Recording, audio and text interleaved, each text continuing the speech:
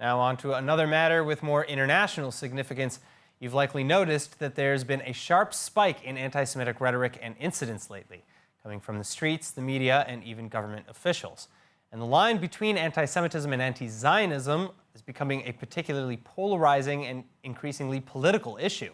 Jews in the diaspora, meantime, caught in the middle and largely ignored. So, what to do?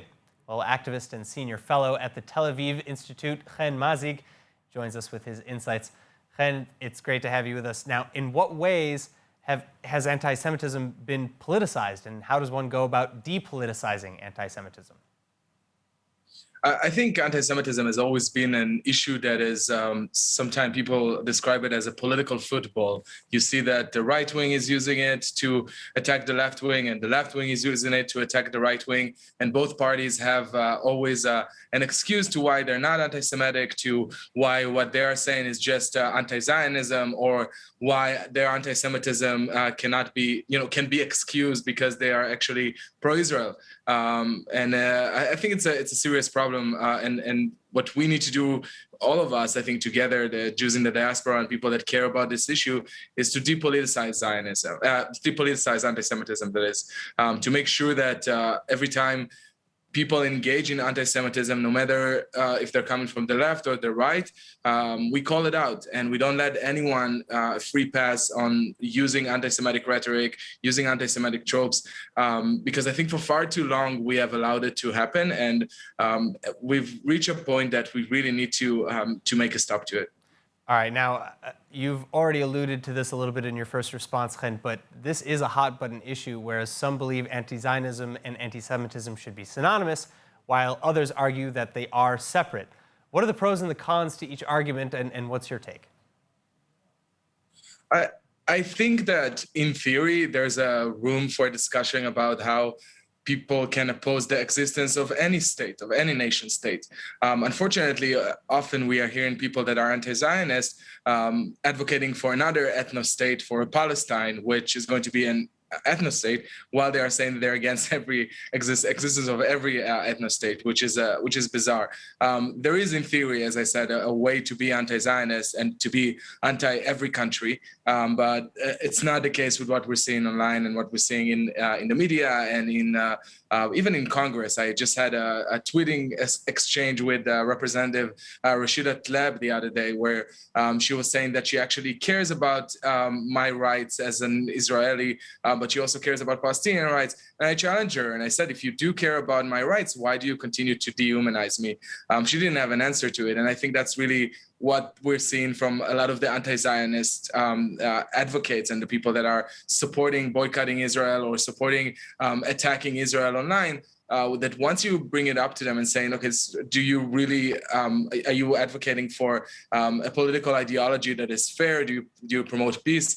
They can't answer, because anti-Zionism is often, as we know, is going to lead to one outcome, which is having over 6 million Jews in Israel stateless and calling for the death of millions of us.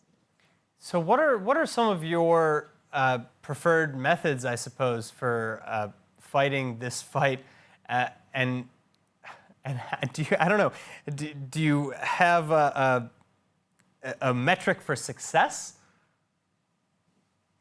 So at the Tel Aviv Institute, what we're doing is often we research messaging, and we're trying to come up with the best messaging. And what we found is that once you constantly call out anti-Semitism and as I said, to depoliticize it and making sure that you are not allowing anyone a free pass on it, people actually respect that. And I think that's something that we all need to do. And I think another thing is that we also need to be we need to fight bigotry wherever it comes from. The Jewish community traditionally, and until this day, we always fight for marginalized communities. We're always fighting for Black rights, for LGBTQ rights, for women's rights.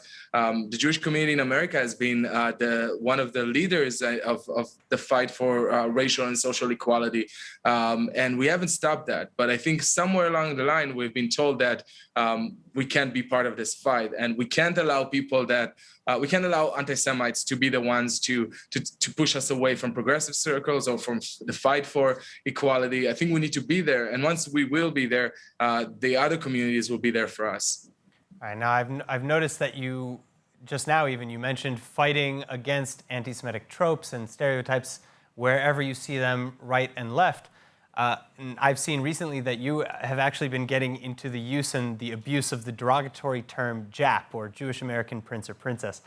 How do you take terms like these, and how do you think that they play into the social consciousness? I saw, again, that you've been dealing with this on social media. Yeah, it was.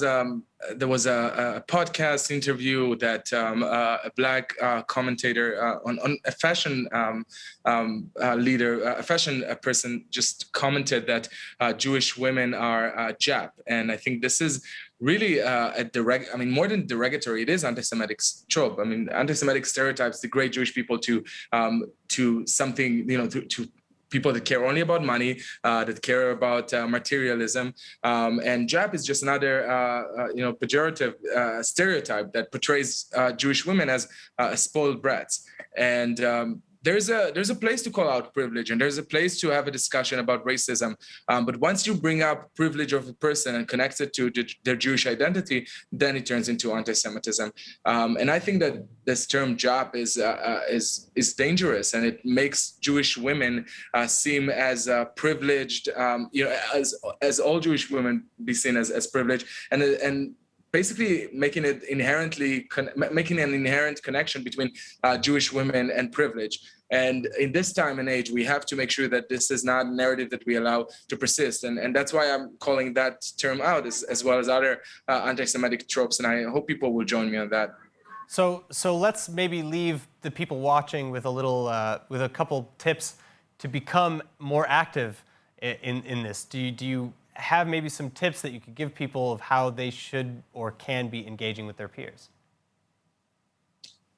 Absolutely. I mentioned it before. I think that we need to be a part of the conversation about racial equality and social justice, not only from the left. I mean, no matter where you stand, if you're on the right or on the left, anti-Semitism is a cause that everyone should fight. It doesn't matter where they stand. And that's why it's so important for me to depoliticize anti-Semitism. And that's why everyone can do that.